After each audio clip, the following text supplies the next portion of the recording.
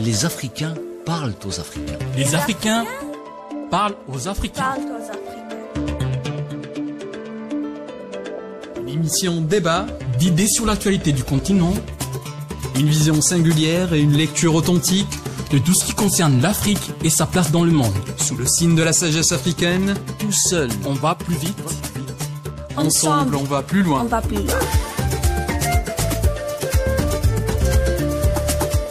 Bonjour et bienvenue à tous dans Les Africains parlent aux Africains. Aujourd'hui, nous allons aborder l'histoire du parti du regroupement africain dont le congrès constitutif se déroule entre le 25 et le 27 juillet 1958 à Cotonou.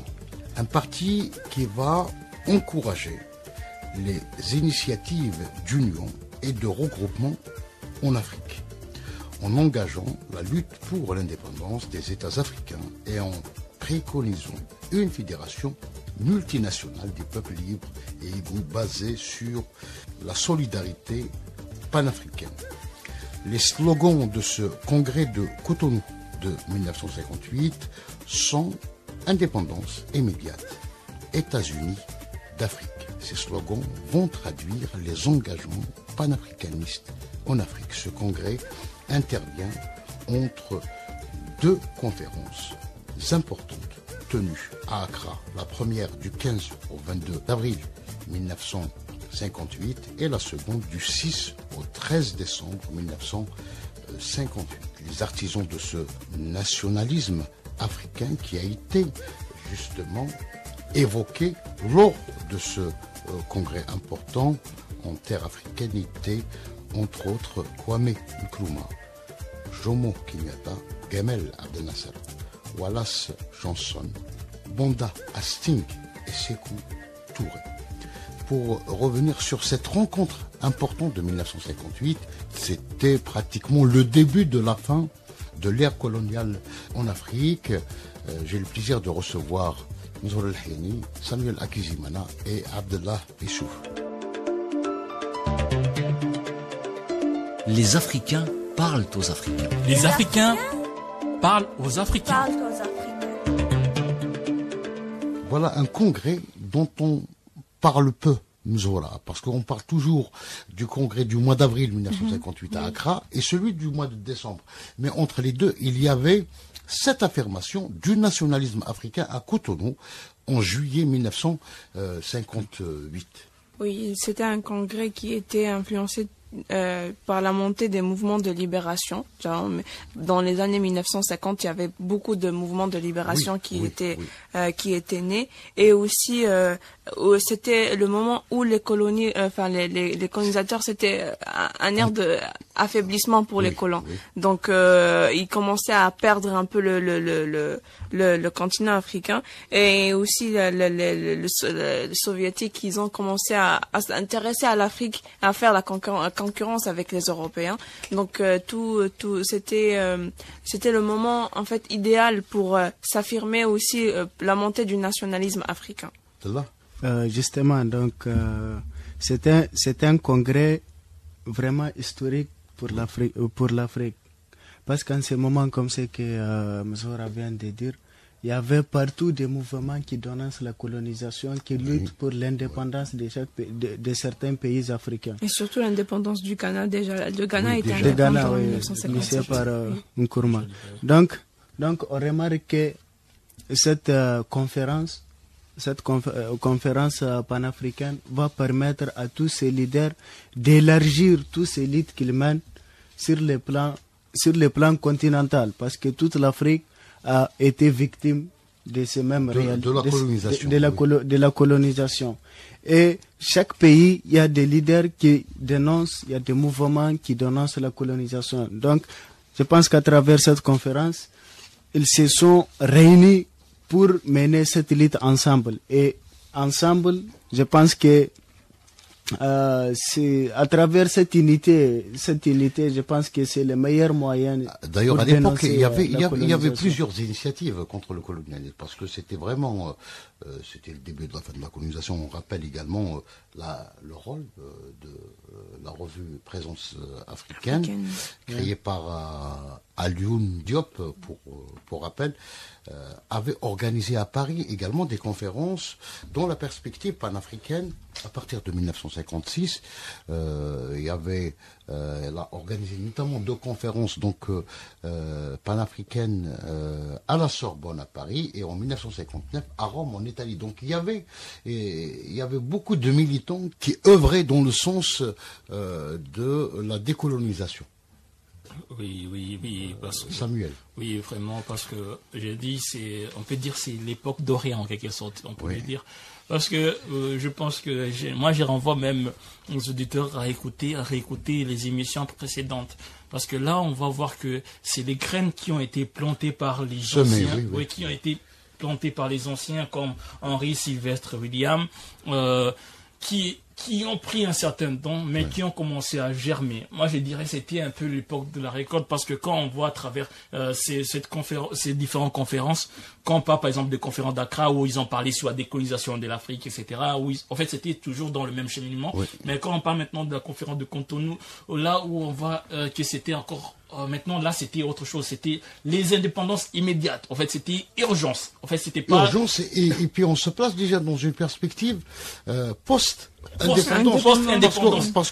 Parce que entamer, c'est-à-dire faire circuler l'idée de Kwame Nkrumah d'aller vers les États-Unis d'Afrique et de se mobiliser pour libérer, pour participer à la décolonisation des autres pays africains, on se place déjà dans une autre perspective. C'est une autre vision. On passe dans la vision des États-Unis d'Afrique, on peut le dire. C'était la vision maintenant qui était en place. Parce que si on comprend, il y avait une époque où on était colonisé. Il y a l'esclavage, colonisation, etc.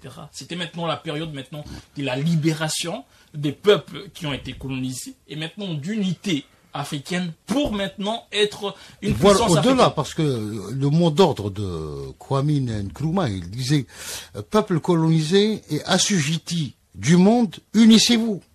Donc tous les peuples, c'est-à-dire c'est dans l'union qu'on peut vaincre le colonialisme. Et il savait de quoi il parlait, Kwame Nkrumah, parce qu'on peut le dire, à cette époque, lui, le Ghana était déjà libéré, le Ghana était déjà indépendant. Mais on peut dire que c'est cet héritier-là qui a reçu je peux dire les gènes des anciens défenseurs de la liberté africaine et de la décolonisation africaine, où Kwame Nkrumah était devenu une personne qui parlait plus des États-Unis d'Afrique. Parce que moi, je vais aborder sur un de ces petits discours où il disait « L'unité africaine est notre seul espoir. Nous devons nous unir maintenant ou périr. » L'urgence était immédiate. Nous devons agir comme une seule nation, avec une seule voix, pour libérer notre continent du joug colonial et néocolonial. C'est-à-dire que c'était une personne, il était arrivé maintenant à cette époque où il voyait maintenant une unité africaine, une Afrique développée, étant unie. En fait, il voyait les résultats de combats établis par les anciens pères, où il voyait que maintenant c'était immédiat, on devait nous libérer. Et puis il ne faut pas oublier, donc on est en juillet 1958, c'était donc en France, c'est le retour du général de Gaulle aux affaires, et avec son fameux projet, donc qu'il avait, lui il a réfléchi pour aller à la place des Africains, c'est-à-dire les Africains, c'est l'Union française, etc. D'ailleurs, on retrouve un personnage qui a dit non, qui a fait partie de ce... C'est Coutouré, donc qui a fait partie, qui est également l'artisan de ce congrès du mois de juillet 1958, pour justement la mise en place de ce parti du regroupement africain. Le contexte était important, le contexte. Et surtout, Ahmed Sékou Touré, déjà, il disait que l'indépendance de la Guinée est précieuse pour nous, non pas parce que nous voulons la posséder comme un bien, mais parce que nous voulons la transformer en un bien pour l'ensemble de l'Afrique. Donc tous, ils défendaient l'unité africaine. C'est-à-dire on a devancé De Gaulle avant, parce qu'il y avait la conférence d'Accra d'avril. D'avril, oui. Et ils ont mesuré un petit peu les bouleversements et les changements qui commençaient à se manifester dans les discours des anciennes puissances coloniales. Et puis le congrès, la mobilisation, c'est le congrès de Cotonou, et puis les décisions, ça sera le congrès d'Accra. Nous allons terminer avec le congrès d'Accra de décembre 1958, qui était également un moment important dans l'histoire du continent africain. Justement, moi, en fait, ce qui m'a beaucoup marqué pendant cette conférence, ce sont les différentes problématiques qui ont été posées. Oui. Parce qu'il ne s'agit pas seulement de libérer, je pense qu'il ne s'agit pas seulement de libérer l'Afrique, mais il faut envisager l'avenir de l'Afrique. C'est en termes, oui. Parce que pour se libérer des forces extérieures qui interagissent ici en Afrique, il faut envisager beaucoup de plans. Et puis ces plans ne vont pas se faire sans premièrement l'union. Donc ils ont réussi à s'unir en organisant cette conférence. Et en plus, ils se sont discutés sur plusieurs points. Par exemple, ils se sont discutés sur la fragmentation des frontières entre les pays africains.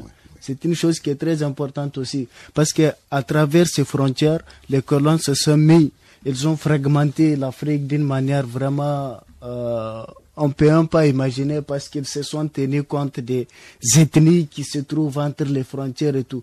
Donc ils ont pensé d'abord à la base, parce que pour établir des fondations qui sont très fortes du panafricanisme, il faut évoquer, je pense, les choses qui se sont passées dans le passé. Donc ils sont échangés non seulement sur la question des frontières, sur le plan économique, sur le plan social et politique aussi, pour mener cette lutte ensemble. Oui, je vais réagir sur un truc. C'est presque...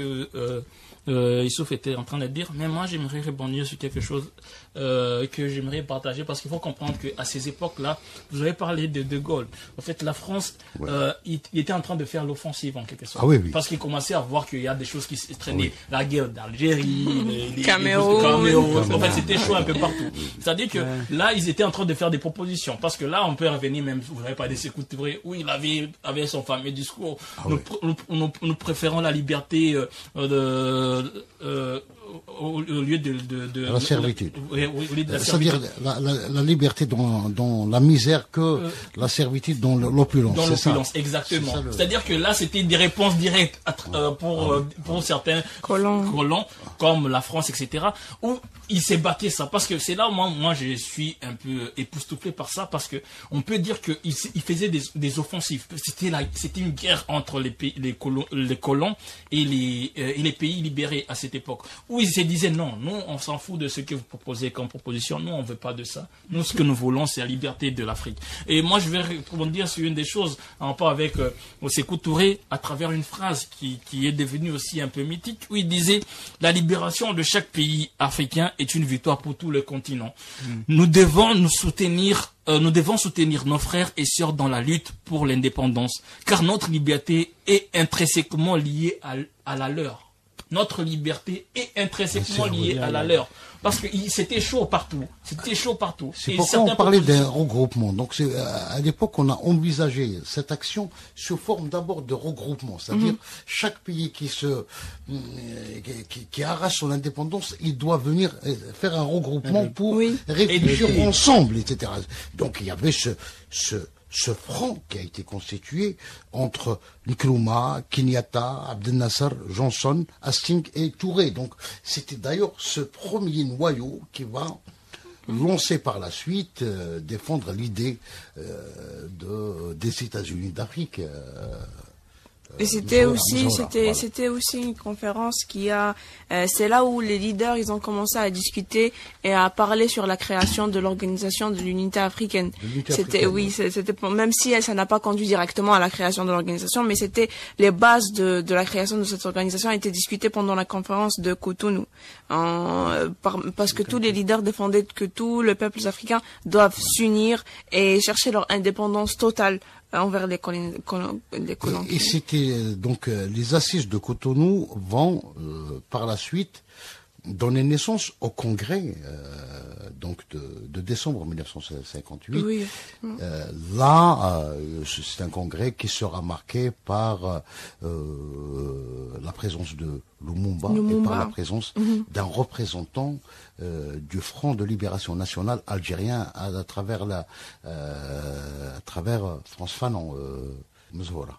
Oui, effectivement. Donc tous ces leaders-là, en fait, ils avaient compris, en fait, déjà que ça a commencé le panafricanisme et toutes ces idées ont commencé à la conférence de 1900 et ils s'inspiraient tous de ces faits et c'était une continuité pour eux.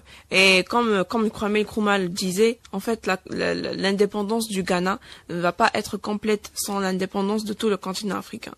Donc ils travaillaient tous ensemble ils discutaient la manière pour ça a commencé même au congrès, avec laquelle ils vont éliminer tout le système colonial en Afrique. Et ça a commencé même au congrès de Manchester en 1945. Après ça, il y avait plusieurs conférences et plusieurs travaux qui se sont faits dans le contexte du panafricanisme. Issouf ? Moi, il y a une citation d'Nkrumah qui me marque beaucoup, là où il disait « L'Afrique ne sera jamais libre tant qu'une partie quelconque de ce continent est encore sous domination étrangère. » Et c'est ça l'offensive de Nkrumah.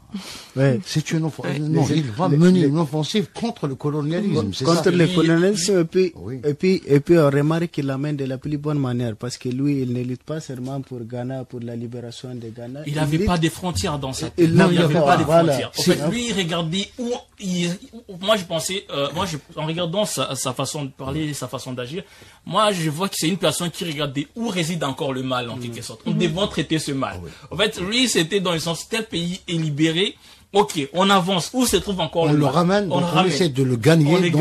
On avance. C'est-à-dire que l'objectif, c'est, nous devons tous unir, passer à l'offensive et faire cette unité. Parce qu'il ne faut pas oublier, à l'époque, la France coloniale également faisait un travail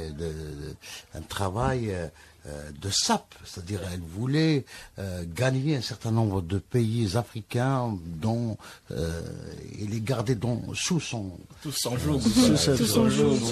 C'est pour ça cette Ouais, phrase de Sékou Touré est importante. Nous préférons la liberté dans la pauvreté que la richesse dans... Parce que les Français, ils préparaient un projet, ce qu'on appelle de l'indépendance dans la dépendance.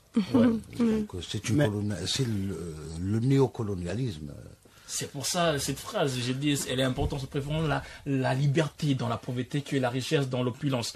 Parce que là, tu comprends que si une personne dit ça, ça dit qu'il y a eu des propositions quelque part. Il y a des propositions. C'est-à-dire que nous, on ne veut pas de ça, nous voulons cette liberté. Et on regarde cette offensive, elle était incroyable parce que une personne qui traitait le fait colon comme une mal à éradiquer, c'était incroyable en regardant. Parce que lui, à chaque fois, un pays libéré est un gain de cause pour libérer d'autres pays. Surtout le garder sous sa tutelle, parce que cette vision-là où on voyait plus des frontières, mais on voyait où résidait le mal. Parce que si on parle, par exemple, à travers même ça, parce qu'on va voir que ça va aboutir par l'organisation de l'unité africaine. Parce que eux, ils avaient compris, parce que si on parle de l'organisation de l'unité africaine, ils avaient compris que l'Afrique était unie. On avait les mêmes valeurs. On avait les mêmes valeurs, juste qu'on était un peu divisés. Comme c'est que Issouf était en train de dire, parce qu'on nous a divisés à travers la colonisation. Mais ils avaient vu cette unité africaine, ils avaient vu que nous devons combattre le mal tous ensemble. Qu'est-ce qui reste aujourd'hui cette rencontre de Cotonou de 1958. Oui, cette rencontre de Cotonou, c'est déjà tout ce qu'on vit aussi, toutes les réussites que l'Afrique a vécues aujourd'hui, c'est grâce à ces conférences-là, commençant du congrès de 1900, après 45, 19, 27, etc. Oui. Et même la conférence de Cotonou. Et après, en décembre, la conférence d'Accra. Ils ont jeté toutes ces conférences, ils ont jeté les bases pour les générations futures, à continuer sur les principes de l'unité africaine, de la solidarité. Et même d'ailleurs, Amilcar Cabral le disait que les chaînes du colonialisme sont faites de peur et de division. Seule une solidarité mondiale peut briser ces chaînes et libérer nos peuples. Donc, toutes ces conférences-là, en fait, c'était une invitation pour tous les peuples africains pour s'unir et être solidaires et travailler tous ensemble. Tous les leaders qui ont participé donc à ces seront pratiquement filés, traqués, certains assassinés. Effectivement, Patrice Lumumba, c'était... Ils ont laissé leur peau là-bas. Donc je pense que celui qui va marquer après la conférence d'Accra de 1958, qui vient juste après cette conférence donc de Cotonou, c'était le leader congolais Patrice Lumumba. C'est le premier qui paye. C'était le message qu'on a envoyé. Donc comme réponse. Assez panafricaniste. Hein. Et puis Nkrumah qui sera donc également la deuxième victime parce que il a été déposé d'une manière violente. Oui, malheureusement, on remarque que tous les leaders qui se sont bâtis pour faire la promotion du panafricanisme finissent toujours soit par l'assassinat, soit par des pièges. L'isolement, etc. Oui. Donc, Et puis, l'assassinat symbolique. Moi, je pense que c'est tout à fait normal parce que vraiment, ils ont pu faire des choses énormes. Et puis, ils ont beaucoup de conquérants à l'extérieur. Moi, je pense que si nous nous sommes unis entre nous, on doit éviter tous ces virus qui rentrent pour nous détruire. Et puis, ces virus ne peuvent pas rentrer si nous sommes solidaires, si nous sommes unis en tant qu'Africains entre nous pour pouvoir se propager dans la société africaine. Et puis, je rends hommage à tous ces leaders qui se sont sacrifiés par tous les moyens pour vivre dans l'Afrique que nous souhaitons, dans l'Afrique que nous voulons aujourd'hui. Je dirais, on vit toujours l'héritage des gens qui ont combattu pour avoir cette liberté en Afrique. Parce que si on regarde, c'est pour ça que moi j'encourage toujours les auditeurs à écouter les anciennes émissions. C'est-à-dire que si on retrace des parts et d'autres, depuis 1900 avec les Henry Sylvestre Williams, arrivé à Marcus Garvey Dubois, arrivé jusqu'à Kwame Nkrumah et les autres, et à Patrice Lumumba et les autres, en fait, on se rend compte que il y a des graines qui ont été sémées quelque part. Et ce qui est encore incroyable, c'est-à-dire que ils ont toujours essayé à étouffer ces graines, mais ces graines finissent toujours par donner des fruits. Et actuellement, nous vivons des fruits des gens qui ont donné leur vie pour ça. Et une chose aussi, moi je dirais que la bataille continue parce que même si on regarde l'initiative de l'agenda de l'Union africaine 2063, ça dit l'Afrique que nous voulons. C'est-à-dire que nous avons encore cette obligation d'atteindre l'Afrique que nous voulons par l'héritage de nos pères. Le mot de la fin pour Moussaoula.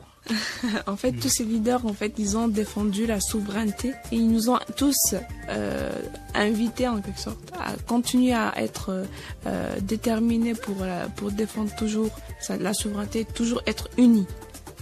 Merci Moussaoula Al-Hiani, merci Abdallah Issouf, merci Samuel Akizimana. Je remercie également les auditeurs d'Ifriqiya FM, la voix africaine. À très bientôt.